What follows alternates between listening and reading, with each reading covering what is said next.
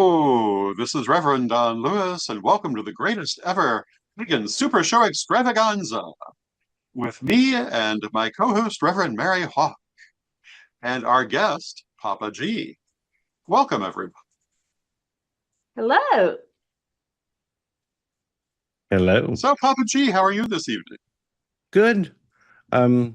We've taken sort of a easy week at the store. Some people may not know that, my husband and I own AromaG's Botanica, but there was a fire at our offices and the production studio where we make everything. So we've had to completely rearrange everything. So we're not at the store a lot right now because there's no place to put us. Yes.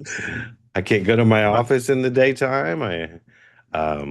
Store has been rearranged to accommodate all the people who work in the studio have been moved into other rooms. The reading room has the people who make the soaps and the oils, and the bath and body room has the person who makes the candles. So we've redistributed everything across the store, so there's not one square inch. So we come back to our home studio and do everything. And Well, it probably seems like you're will getting for things taken months. care of. Yeah. Well, they're very slow. Oh, I think it'll probably be Thanksgiving or Christmas before we even get back in the offices. That's a lot to but deal with. It is, and there's some things we can't do in the store that we've been doing. I mean, we hold divination share third Friday of every month, and we can't do that because the back room now has a big partition, so all the readers can have a place to read. More display tables. We can't do coloring night. We've been doing coloring night, and people have liked that. And we can't hold our annual folk magic festival because it's that big room in the back that holds all the people in all the classes. yeah. So yeah, we feel a little displaced. Understandably. That is a shame. How long have you been doing the store? Let's see, the company is 27 years old. That store location, I believe it's 21. Wow. And then we had Congratulations. another store before that in Goodlettsville. And for 3 years before that, we were just doing flea markets. So this company started with like $50 in a flea market booth. I remember your flea market booth. I don't think I could do the flea market anymore. We're a little bit older now, and standing on concrete all weekend is not going to work.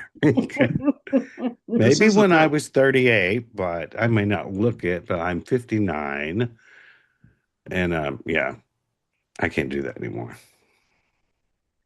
Yeah, we don't always appreciate how that happens until we get there. But time she does make a difference. It does, especially staying up late and developing new products and making new things. It's like, no, it's 10 o'clock. It's time to go to bed. Yes. So how did you get the name Papa G? Well, I took let's see, 14 years ago, took the Lucky Mojo Hoodoo Correspondence course. I am a member of AIR, which is Association of Independent Readers and Root Workers, and for a while was on the board of independent churches. And it was like needing to take a magical name.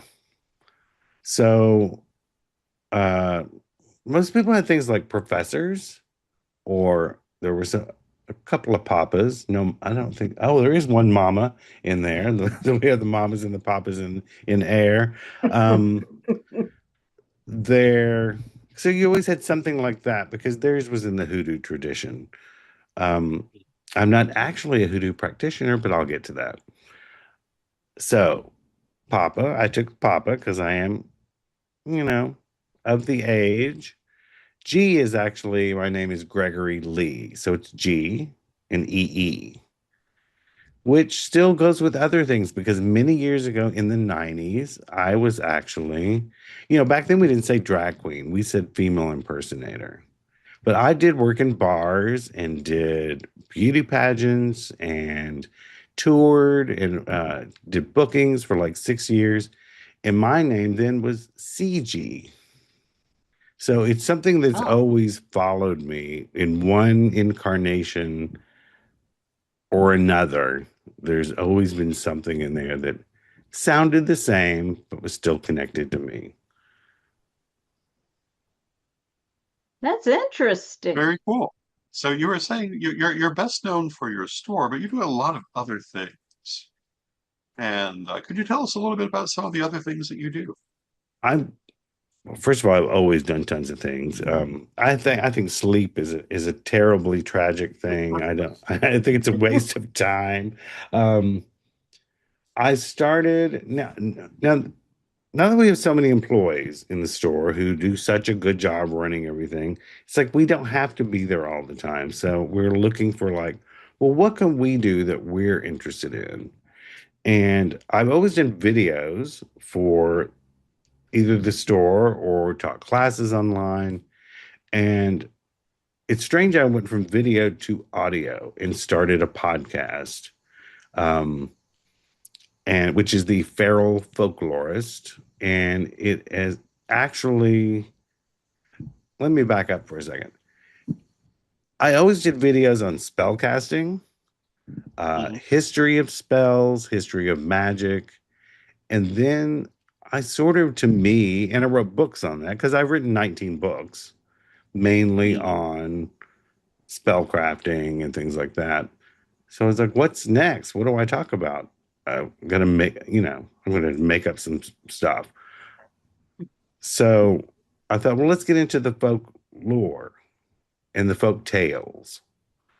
So that's what I do. Each week I talk about a different folklore topic. And then in alternate weeks, I actually read you a folk tale, sort of like in a bedtime story format. So one week you get a Very full cool. half hour, discussing the lore of vampires. And then the next week we're talking about a little woman who lives in a bottle by the river. So That's I've cool. enjoyed that. It's now in its third season. And then I've started a sister podcast to it, Feral by Night, which is more like haunted storytelling. But most people like the Feral Folklorist. And it's become, I think it's like in the top 20% of all podcasts, Oh, which, very cool. well, that sounds impressive, but there are 400,000 podcasts. Well, yeah, it's still better in the top 20 than not. That's still Yeah, impressive. that's great. It's Okay. better than the bottom 20, that's for sure. Exactly. Definitely. We do have plans to do something. As I mentioned, I was a stage performer many years ago. Um, I want to get through at least 5 seasons. Um, and then we're talking about turning it into a stage performance Mhm.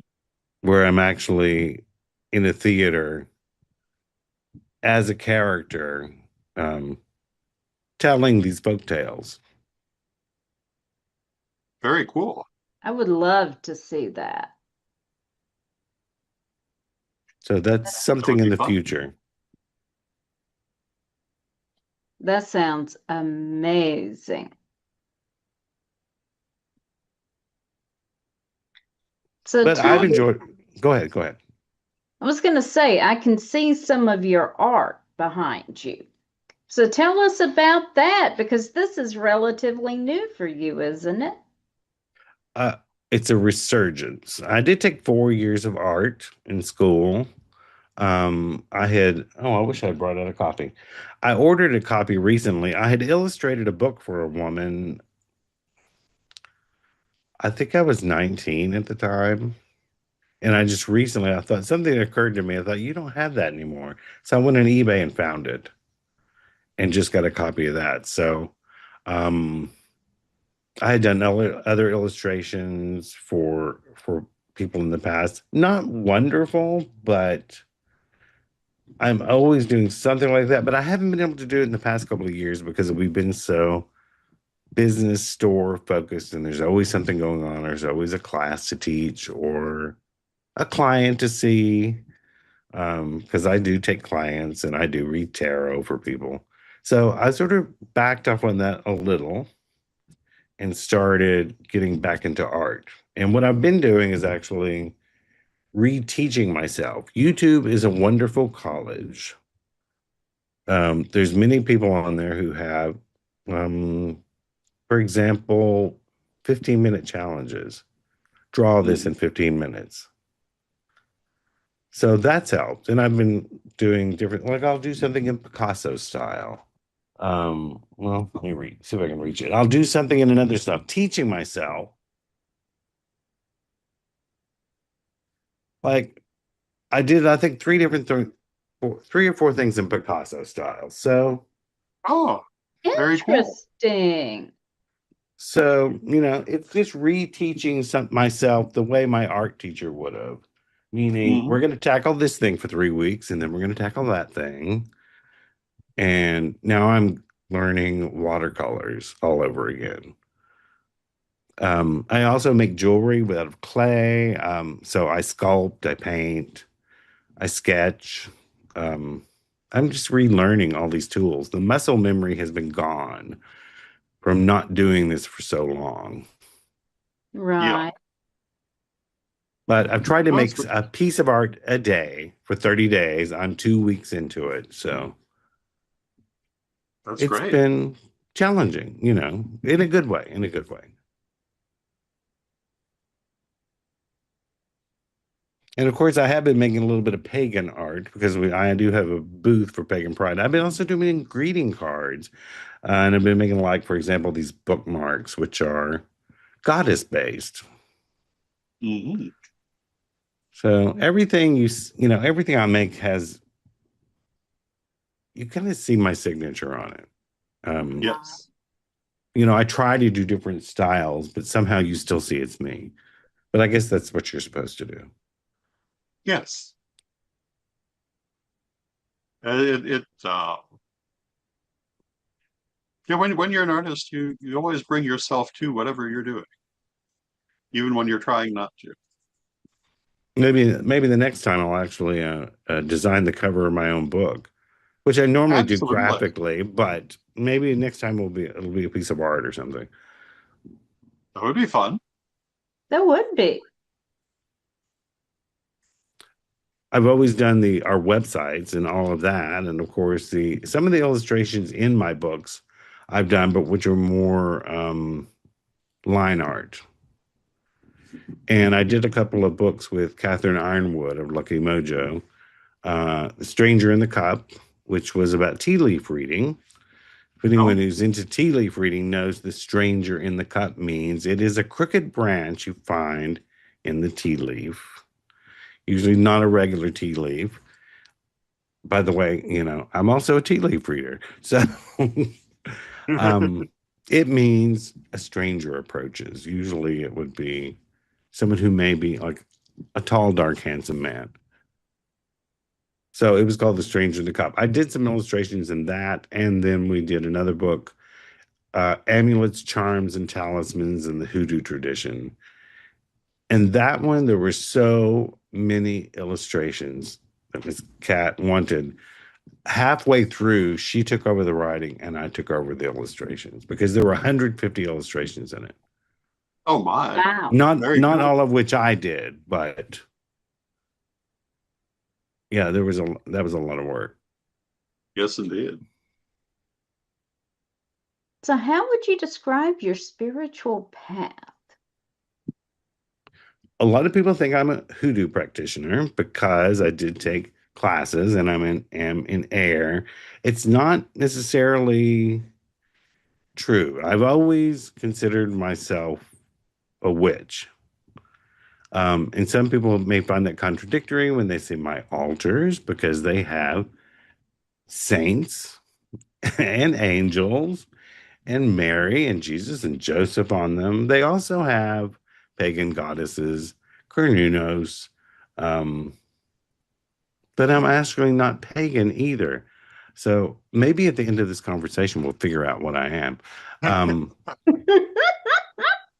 I've always looked at things through a lens of iconography. Like, we don't, people may think maybe we're Christian because of these imagery that we use. Actually think I was in a past life. I was probably in New Orleans, a New Orleans practitioner. But even through Christian iconography, I don't view it the way a Christian would. More like through almost like avatars. Mhm. Where Okay. what does this character represent? What are the good things? Throw at the stories that maybe I was taught as a child, and you know, use that as a deity or a spirit or something. And then also probably a green witch. I'd probably be considered a green witch with the herbalism, the aromatherapy. I'm actually a certified aromatherapist. I sound really arrogant in this. So I've done a lot of different things in almost 60 years. Um, but I incorporate all of them. All of them somehow meld together and still form exactly what I do. Mhm. Right. So, but we've had this conversation before. We're like, are you pagan? I'm not, I don't view myself as pagan. But if you were to take everything that I do, someone else would call me a pagan. Mhm. I would say I'm paganish. Okay. Um, as far as hoodoo, am I a hoodoo practitioner? No. I like the style of hoodoo spells. The 7 day candles, some of the unique roots and herbs that aren't used in traditional witchcraft often, but they are used in Appalachian um, magic, which my people have lived in that region for 300 years. So Mhm. while my family didn't practice it, they had these superstitions without probably knowing what they meant in a way that I do, because I actually tap into it and use it for those magical purposes. They were doing it because it's just something their mother told them to do. Like my grandfather would give me pyrite to carry, so it would bring me money. He wasn't performing magic. It was just something Appalachian people said to do. My grandmother had blue bottles in the windows because her Mhm. mother did. Well, the blue bottles are in the windows to keep spirits out of the house. But she didn't know that. So all of this stuff, it's like you'll I think I did an entire episode on blue bottles on the podcast. So it's like all of this stuff converging, coming together. And that's probably what my spirituality is, a convergence of everything I've encountered, everything I've believed, everything I've chosen to ignore or disbelieve. So I don't know. What would that make you? Probably an eclectic witch. Well, That there's sounds that. like Maybe a a good. universalist. We also used to go to the Unitarian Universalist Church, There you go. which has a chapter for pagans and witches. Mhm. Very cool. Now ask me next week the same question and we'll see. I'll give you a call.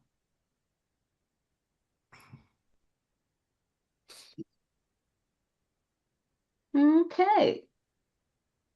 Is there anything else you want to talk about with us? Um, let's see. What's I do want to say that I am going to get back into class work. Also about a little bit about spell work. I quit. I had a little bit sabbatical from that after the fire. Mhm. Also a little bit of burnout because I do candle work for other people, like I said, do their tarot readings. And I suggest to anyone who does that, every once in a while, take a 2 or 3 month break. Because to me, it had gotten to the point, it's like, oh, wow, I think I've done actual candle work for people for about 13, 14 years. But listening to someone else's problems every single day for 13 years can wear down your mental capacity, and also it wears down your compassion. So it's often good to take a step back and then don't do that. Don't even think about it. Say, no, I'm not pulling a single card for you. I'm going to go create a piece of art. I'm going to go to lunch. I'm going to do anything but that. And if you're called back to do it, which I just put them back on my website, my website is folkmagicstudio.com. And that's where people like book appointments and things like that with me. But yeah, it's almost like Roy and my husband and I were discussing not doing magic felt like something was missing. Yes. It's like it was our church. It was our, connection to spirituality was weaving magic for ourselves and other people.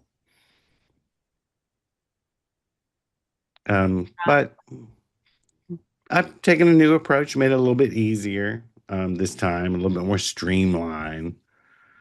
And I think it always comes back to me because I think that's what I'm supposed to be doing. Absolutely. Definitely. So if people wanted to learn more about your store, where would you send them? It is AromaG's Botanica, which is was originally called AromaGregory.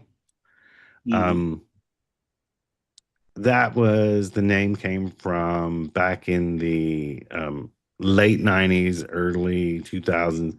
People were naming their businesses after themselves. I mean, think of like things like Harry and David. Martha Stewart was Martha by mail. So I chose, I said, well, I'm an aromatherapist and my name, okay, Aroma Gregory. Okay, so I chose that.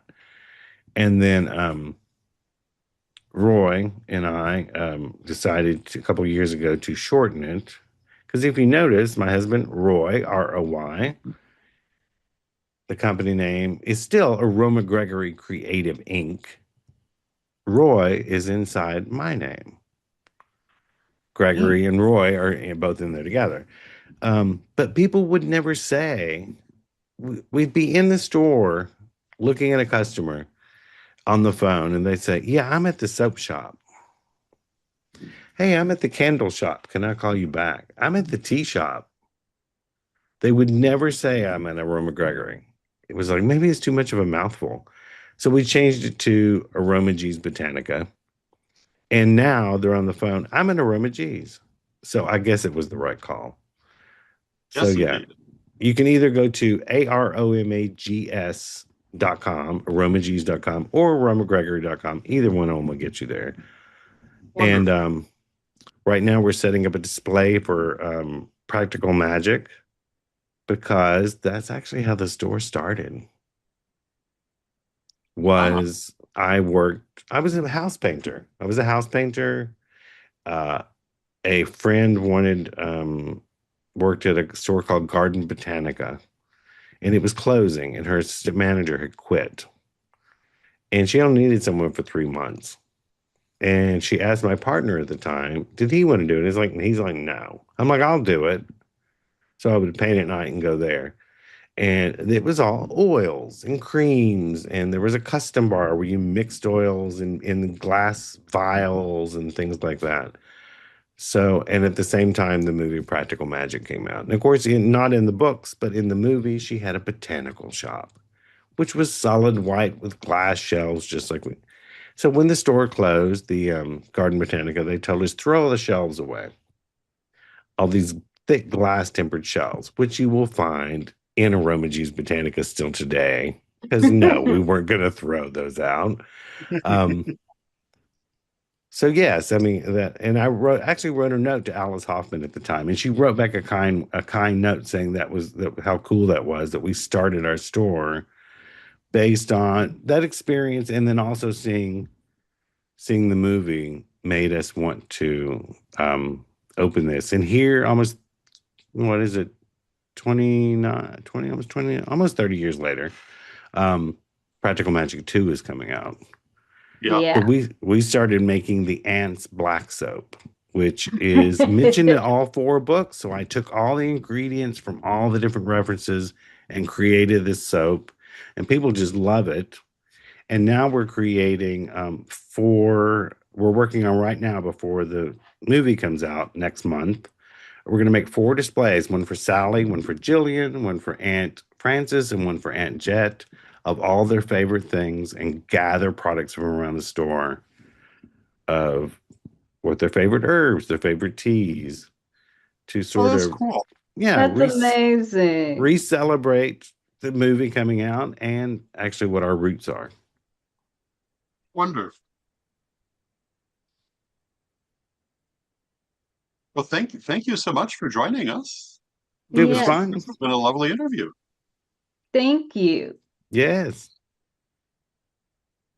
And thank you everyone for watching, and until next time, may you blessed be. Blessed be it.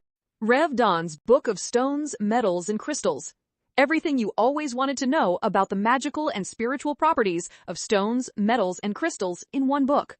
Get your copy today at CorellianPublishing.com.